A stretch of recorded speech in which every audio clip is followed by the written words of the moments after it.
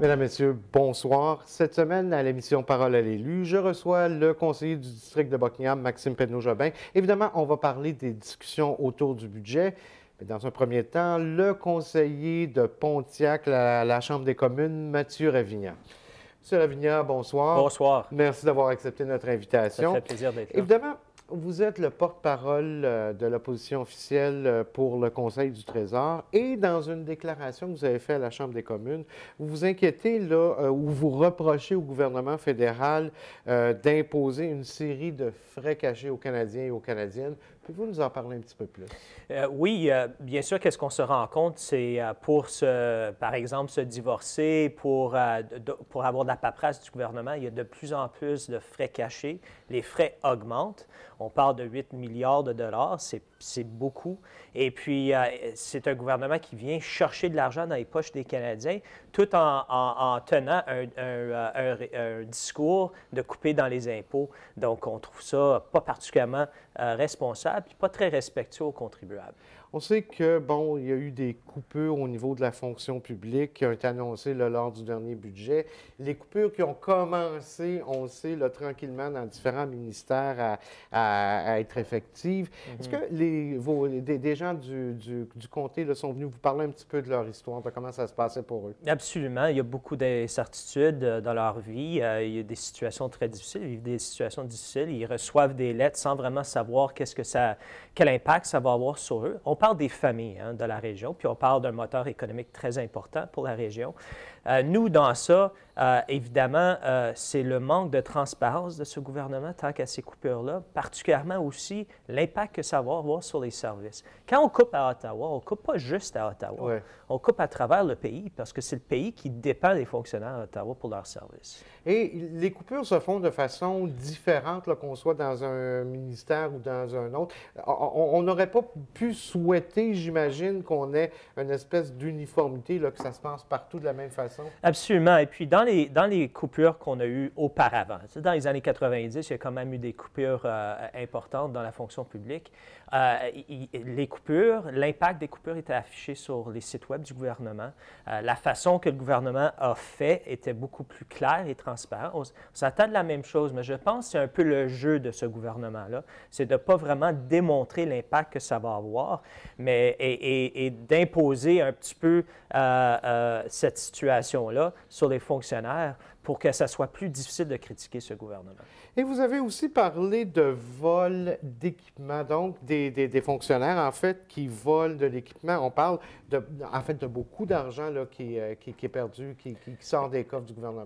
Effectivement, des millions de dollars. Et puis, c'est de l'équipement militaire. Il y a beaucoup d'équipements militaires qui ont été perdus.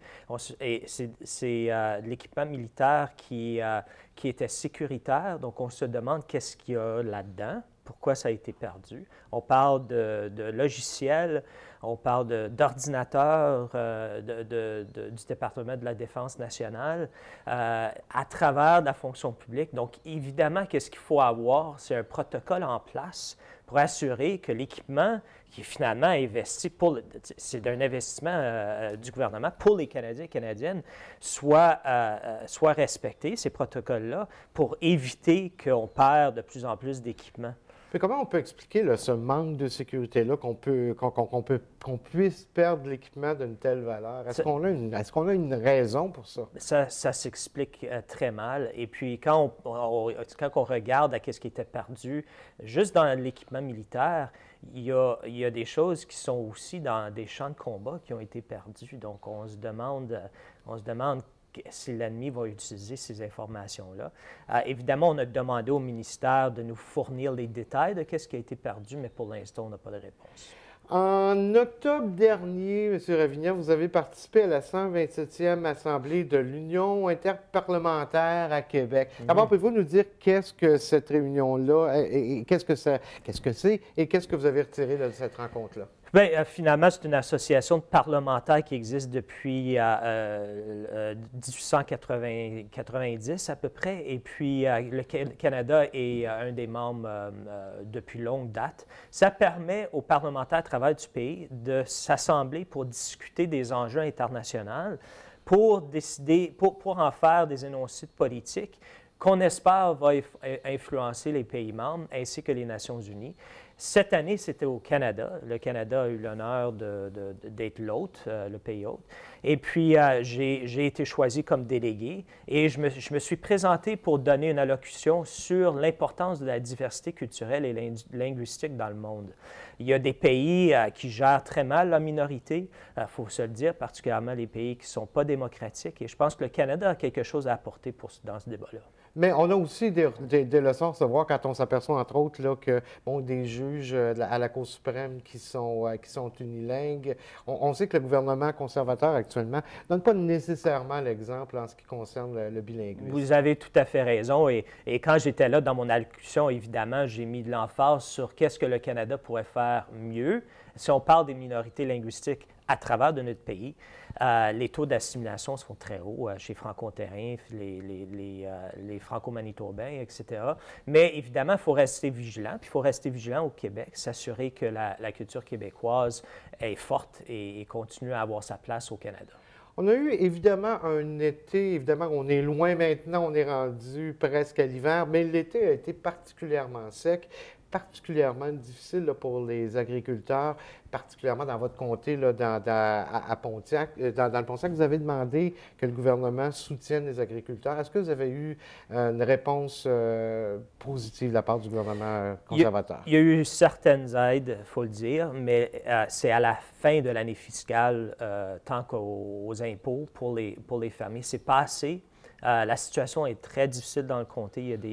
Il y a des familles qui sont touchées profondément. Il y a eu même des suicides dans le Pontiac à cause de ça. Le gouvernement, on continue à pousser le gouvernement. Le gouvernement a dit, il y a des élections au Québec, il faut attendre, qui est tout à fait inacceptable, première chose. Deuxième chose, depuis les élections, on n'a vu aucune action.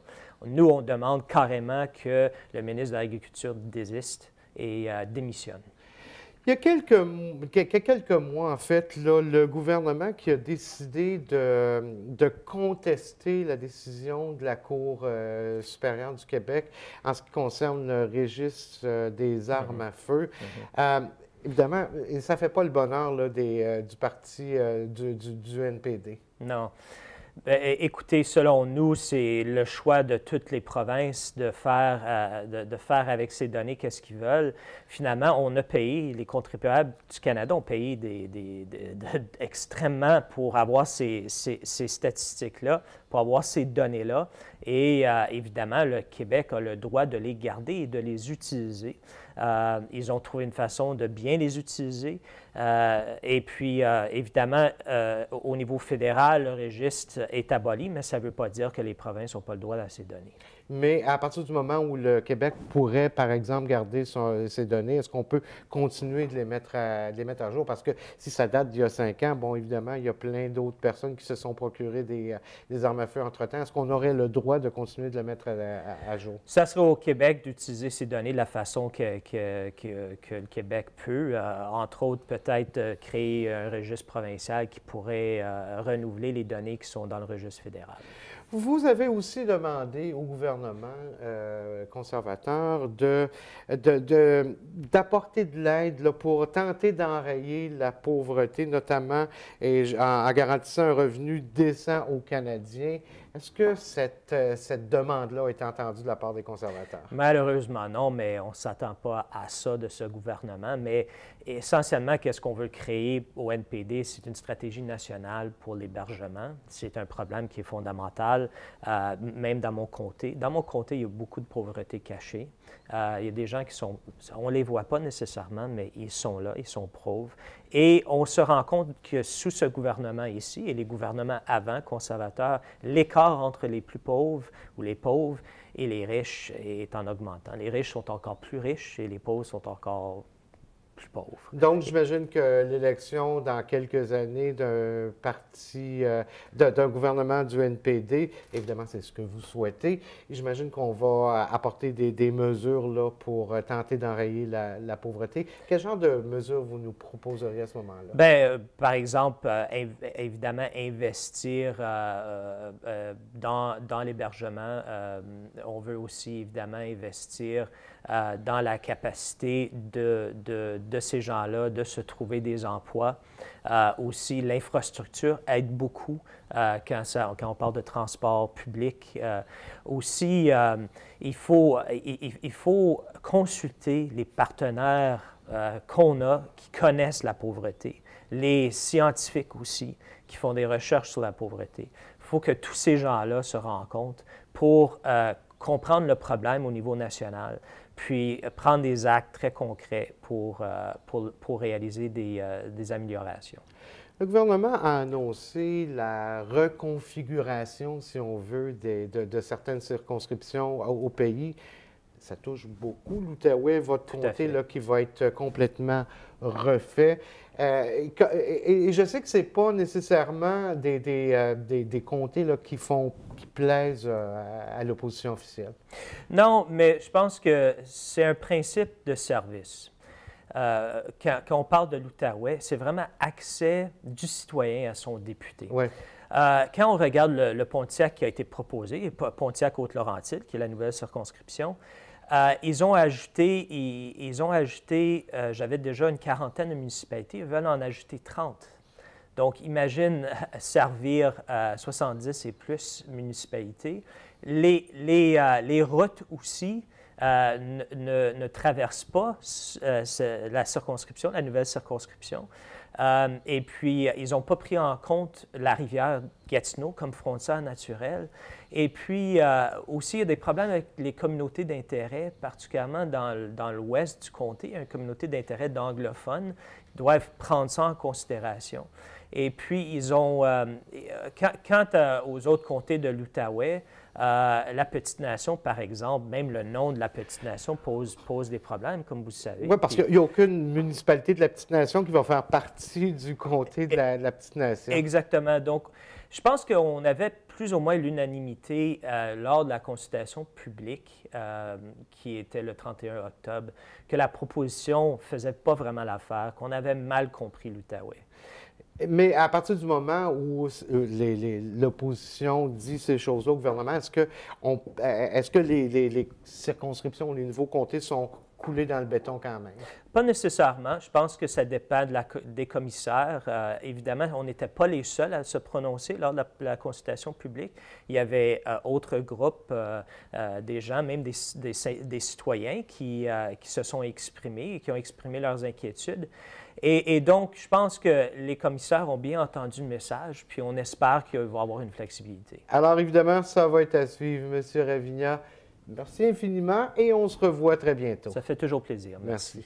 Donc, on se revoit après la pause avec le conseiller du district de Buckingham, Maxime Pedneau-Jobin.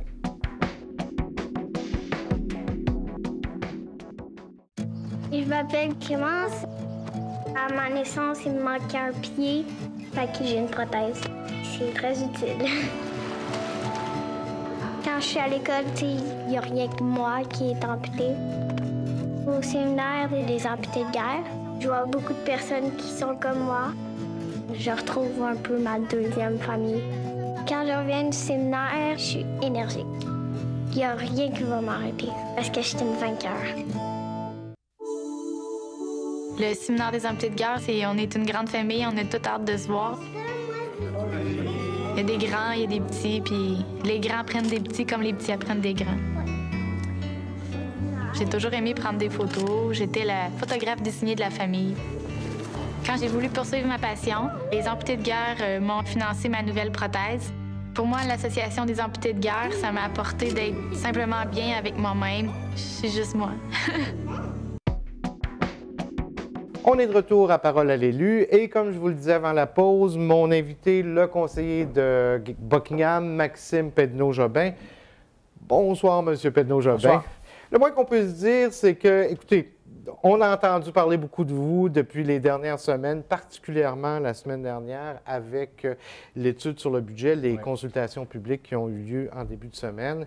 Vous avez déjà annoncé que vous allez voter contre le budget le 4 décembre prochain. J'aimerais qu'on fasse une espèce de petit post-mortem, si on veut, de ce à quoi les gens peuvent s'attendre dans le budget. On sait déjà qu'il y a un 2,4 d'augmentation. Oui, de 2,5 d'augmentation de taxes. quels sont les autres faits saillants, là, si on veut, du budget? Il y a des augmentations de taxes qui sont, si on les découpe, là, c'est 1 pour la taxe dédiée aux infrastructures et 1,5 pour l'inflation puis la croissance de la ville, là. Moi, personnellement, je pense que ce taux-là est raisonnable. Pendant des années, on n'augmentait pas les taxes, on visait 0 augmentation de taxes, mais ce que ça donne, c'est la catastrophe des infrastructures qu'on vit aujourd'hui. Là, et ça prend de l'argent pour administrer le budget. Puis si je peux me permettre, ce qui est assez dur à vivre pour un politicien municipal, c'est que les gens connaissent presque par cœur, en fait, le montant de taxes municipales qu'ils payent. Mais sur l'ensemble des taxes qu'ils paient à Québec, à Ottawa, c'est 8 de l'ensemble des taxes et impôts qui sont payés par les citoyens qui vont au municipal. Ouais. Nous, on augmente de 2,5 puis on reçoit une volée de bois vert. À Québec et Ottawa, on n'a aucune idée quand les impôts augmentent, on ne le voit pas passer, là, ou on le regarde puis on dit il y a quelque chose qui s'est passé. Alors qu'au municipal, on suit ça de plus proche. Puis c'est ce qui fait pour moi que les villes sont suivies de plus serrées par leurs citoyens, puis il y a une démocratie plus intéressante. Mais bon, c'est une parenthèse. Donc oui, 2,5 d'augmentation de taxes. Des augmentations de tarifs, ça c'est une autre chose. Là. Il y a des, je ne sais pas, par exemple, le tarif de piscine va passer de 30 à 40 il y a un certain pour les piscines privées. Là. Oui. La carte accès de Gatineau, ça c'est une petite victoire qu'on a eue. Là, on a réussi à limiter l'augmentation pour les familles. À 5 plutôt que 10. C'est ça, une augmentation de 5 plutôt que 10, oui. Donc ça donne, je ne me rappelle pas du montant exact. C'est 55 à partir de... Ça.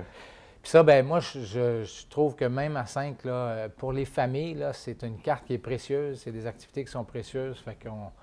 Mais en même temps, la tarification, ce qu'on fait, c'est qu'on augmente d'un certain montant chaque année pour ne pas faire un grand bond en avant dans 5 ans, là, quand la tarification est trop décalée. Là. Évidemment, on a eu l'impression qu'il y a eu beaucoup de bisbées ou beaucoup de... que ça a brassé beaucoup au niveau des consultations publiques. Et pourtant, malgré le fait qu'on ait prévu 3 journées, ça s'est réglé en 2 journées, finalement. Bien, pour moi, c'est le même problème que d'habitude. Là, on s'est fait présenter des politiques, en fait, qu'on avait déjà vues, qu'on connaissait par cœur, donc on n'a pas posé beaucoup de questions. Le clan, face à nous, ne posait pas de questions, c'est leur budget. Ça fait que c'est allé relativement rapidement. On a eu, par contre, la dernière journée, là, des discussions assez intenses où, assez paradoxalement, on s'est fait dire, un des amendements qu'on a proposé, dont je pourrais vous parler tantôt, on s'est fait dire, bien, vous auriez dû le proposer plus tôt, mais plus tôt, ça ne marche pas, on va l'étudier au budget, puis rendu au budget, il est trop tard. À un moment donné, il y a quelque chose qui ne fonctionne pas, là. Oui, en fait, oui, parlons-en justement de cet amendement-là. Vous vouliez que 2,1 millions de dollars là, servent pour les politiques sociales dans l'argent qui est reçu du pacte fiscal. D'abord, pouvez-vous nous expliquer qu'est-ce que cet argent-là? On parle de 200 millions de dollars qui proviennent de Québec. Oui. On a fait un choix depuis 10 ans qui est globalement un bon choix. C'est que tous les nouveaux revenus des villes, on les a mis dans les infrastructures. On a un rattrapage gigantesque à faire. Par contre, on doit aussi investir ailleurs. On doit investir dans le fait que la population vieillit, donc les personnes âgées ont besoin de ressources, puis la ville peut être un partenaire. On n'a jamais eu autant de jeunes familles à Gatineau, on est une ville en croissance. Il y a de la pauvreté, il y a du travail à faire dans le domaine qu'on pourrait appeler social en général. Je vais te donner un petit exemple. Quand on aide une maison de jeunes dans un quartier, là, c'est toute la sécurité qui s'améliore, c'est des jeunes qui sont plus heureux, puis c'est moins d'intervention policière. Donc, c'est municipal, ça. Là. Je ne suis pas en train de parler de choses qui devraient être faites par d'autres gouvernements. On a une partie de rôle à jouer là. Nous autres, on a dit, au lieu de 100 on peut-tu, pour une des sources de revenus, notamment le pacte fiscal avec Québec, parce qu'avec Ottawa, on n'a pas le choix, il faut le mettre des infrastructures. Prendre, au lieu de 100 on prend 10 Donc, au lieu de 21 millions des infrastructures, on met 19 millions des infrastructures, ce qui est quand même considérable. Puis, on s'en garde un 2 pour, entre autres, empêcher ce que moi j'appelle des coupures dans les politiques, dans le fonds d'aide aux organismes communautaires, puis dans la politique de développement social. Puis même ça a été rejeté. Puis c'était pas de l'argent frais, là, on se comprend. Là, on n'était pas en train de dire on taxe plus pour faire ça. On faisait juste déplacer de l'argent pour faire, selon moi, quelque chose qui est prioritaire. Mais de l'autre côté, du côté de M. Bureau et des autres conseillers, du clan adverse, comme vous le dites, on dit que Gatineau est une des municipalités où on investit le plus, justement, dans les politiques sociales. Oui, mais c'est comparer des gens qui crèvent de faim à d'autres personnes qui crèvent de faim. C'est-à-dire, à la grandeur du Québec, on n'investit pas assez dans ce domaine-là. Moi, c'est une de mes raisons de faire de la politique, c'est qu'il faut qu'on se rapproche de ce que la ville va être un jour, on le sait. Ce que tout le monde, l'UMQ, les sages de l'UMQ, les grands penseurs des villes, c'est un gouvernement qui prend de plus en plus de place parce qu'il est plus proche des gens, il est plus proche de la réalité, il est mieux placé pour appliquer des programmes. Ça fait que comme citoyen, globalement, là, on gagne quand la ville est plus présente comme ça. Cette vision-là ne se retrouvait pas dans le budget. C'est là où nous, on a proposé cet amendement-là. Vous parliez tantôt de coupure. Vous soutenez que la Ville va couper 1,5 million de dollars dans les politiques sociales, notamment en habitation. Et on vous dit de l'autre côté, non, parce que c'est de l'argent non utilisé qu'on va répartir. Je vais essayer de l'expliquer, les deux versions. Je ne suis pas bien objectif, mais je vais essayer d'expliquer les deux versions. On a dit qu'on va dépenser, puis je ne vais prendre pas des chiffres exacts, mais on a dit qu'on va dépenser 1 million dans ces domaines-là, notamment pour aider les organismes communautaires. On n'a pas engagé les gens qui pouvaient dépenser cet argent-là. Donc, on n'a pas payé leur salaire, puis ils n'ont pas appliqué les programmes, donc il y a de l'argent qui s'est libéré. Ce que l'adversaire dit, ce que les gens en face de moi disent, c'est pas une coupure, c'est juste de l'argent qu'on n'a pas dépensé, on peut le mettre ailleurs. Moi, ce que je dis un instant, c'est de l'argent qu'on s'est engagé à dépenser dans ce domaine-là parce qu'il y a des besoins. Des besoins de logement existent encore aujourd'hui, même si nous, on n'a pas embauché de monde, là. Les besoins des organismes communautaires, on est bien placé pour le savoir, existent encore, même si nous, on n'a pas embauché de monde. Donc, je proposais de faire comme on fait pour les infrastructures, pour les équipements municipaux, c'est quand on économise un budget, on le laisse dans ce budget-là. C'est là où, pour moi, c'est l'équivalent d'une compression parce qu'enlever ça d'un budget et le mettre ailleurs, on ne le fait pas souvent. Puis là, on l'a fait. Et c'est le domaine où il y a le moins d'argent au municipal. Fait que pour moi, c'est prioritaire, ça. Puis on a dit non, on l'enlève, on équilibre le budget. C'est une erreur pour moi. Mais on vous accuse quand même là, de répandre des faussetés. Je vais vous donner un exemple. Là. Quand le NPD à Ottawa dit qu'il n'y a rien dans le budget pour les chômeurs, là, puis que les conservateurs disent qu'il y a des choses pour les chômeurs, là, ni un ni l'autre ment. C'est qu'ils lisent le budget avec leurs yeux à eux. C'est ça qu'on change en fondant un parti politique et en faisant des vrais débats. Moi, il y a un journaliste qui me disait, en 10 ans de couverture du municipal, là, il n'a jamais vu des débats de fond comme ça dans un budget. C'est ça qu'on est en train de changer. Puis moi, c'est bon pour tout le monde. Mais il faut que les gens apprennent que ce n'est pas des mensonges. C'est que moi, quand je lis le budget, je ne le lis pas de la même façon qu'eux. Eux, leur seul objectif, c'est de défendre leur budget et de dire qu'il est excellent. Moi, mon objectif, c'est de dire que oui, il y a du bon, puis je l'ai dit, puis je le répète, il y a des bonnes choses dans ce budget-là, notamment les pas qu'on fait pour le patrimoine. Oui, tout à fait. Mais il y a du pas bon. Puis quand il y a du pas bon, j'ai le droit de le dire, puis je ne suis pas un menteur pour autant, parce que mon interprétation est aussi valable que la leur. Et c'est ça, faire de la politique, puis là, bien, le citoyen choisit. Donc, vous allez voter le 4 décembre contre le budget, notamment parce que les modifications ou les demandes que vous avez faites n'ont pas été... Puis pour une autre raison plus générale, c'est qu'au moins une fois tous les 4 ans, il faut se remettre en question, puis il ne faut pas nécessairement faire des compressions. Moi, mon objectif, ce n'est pas des compressions en soi, c'est de s'assurer, est-ce que chaque pièce qu'on donne à la Ville, elle est bien dépensée, puis est-ce que chaque programme où on dépense de l'argent, on le veut encore? Et ça, on ne l'a pas fait. Et ça, pour moi, c'est assez grave qu'on ne l'ait pas fait en 4 ans. On en a parlé, on a créé une commission, la commission a fait toutes sortes d'affaires, mais on va avoir un rapport dans l'année électorale. Pas sûr qu'on va se mettre à mettre des compressions sur la table dans cette année-là, moi. Donc, c'est une erreur, puis en soi, c'est une raison de voter pour le budget. Un autre exercice budgétaire là, qui va se mettre en branle très bientôt, c'est évidemment, et qui va nous toucher, c'est celui du gouvernement du Québec. Oui. On sait qu'on a entendu parler que le gouvernement Marois remettrait en question l'aide financière, l'aide aux infrastructures. On s'attend à 50 millions ici dans la région de l'Outaouais, plusieurs projets qui risquent d'être retardés, notamment là, le terrain synthétique Armes-Gambling. Oui, moi, ça m'inquiète beaucoup. C'est un terrain qui a des avantages immenses en lui-même. Là. On a le meilleur programme de football en Outaouais. On va multiplier par 2 le nombre de personnes qui vont jouer au soccer. Mais c'est aussi faire un pôle sportif à l'est avec la piscine, le synthétique, le tennis, les gymnases qu'on a. On aurait vraiment là, un bloc extrêmement intéressant à l'est pour les sports, adjacent à l'école secondaire, où là, on pourrait favoriser la participation de tout le monde à ces infrastructures-là.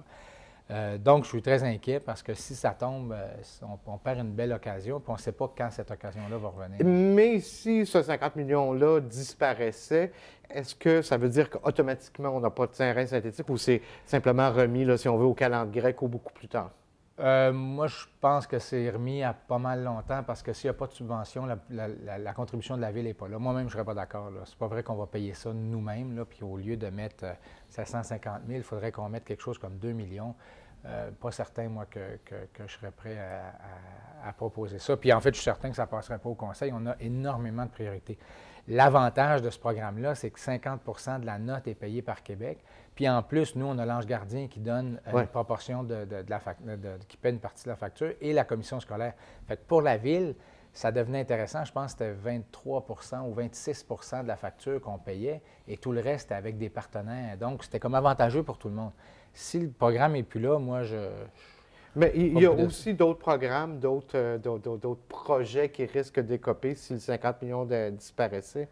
Oui, on en a plusieurs un peu partout à Gatineau. Là, on est une ville qui fait beaucoup appel à ces programmes-là. C'est une des raisons, en fait, pourquoi la dette augmente. Puis moi, je trouve que c'est une augmentation saine de la dette dans un cas comme ça. C'est pour les infrastructures. Quand il y a des programmes où on a des grosses subventions, bien, tant qu'à se payer, tant qu'à être obligé de refaire la rue, moi, c'est payé par d'autres, ou en tout cas par la taxe générale du Québec. Je trouve que c'est une bonne solution. Fait que dans ce cas-là, mais il reste que c'est toujours le même contribuable, peu importe qu'on appelle des impôts fédéraux ou une taxe municipale. M. Pedneau-Jobin, évidemment, notre émission est enregistrée vendredi. Rapidement, vous nous disiez qu'en fin de semaine, vous allez participer à une réunion du cartel de l'intégrité. Oui. Et c'est important pour vous de vous présenter là. C'est la Ligue d'action civique. Ça, c'est des tripeux qui partent de partout au Québec, des membres de partis politiques ou des anciens organisateurs politiques qui se mettent ensemble et disent on fait face à des corrompus. Comment nous, on peut trouver des méthodes pour combattre ça? Donc, on se fait, ils appellent ça le cartel de l'intégrité, là, mais c'est vraiment les meilleures pratiques. Qui a réussi des bons coups un peu partout au Québec? Quels sont les partis qui ont réussi à se faire des activités de financement originales, respectueuses de la loi, mais qui leur permettaient d'avoir de l'argent pour faire de la politique aussi? Il faut défendre nos idées, tout ça. Ça fait que ça va être une belle expérience. Évidemment, on va vous demander de nous en parler un petit peu plus tard au cours de la semaine. Merci, M. Pedneau-Jobin. Évidemment, on se revoit la semaine prochaine. Merci, à la semaine prochaine.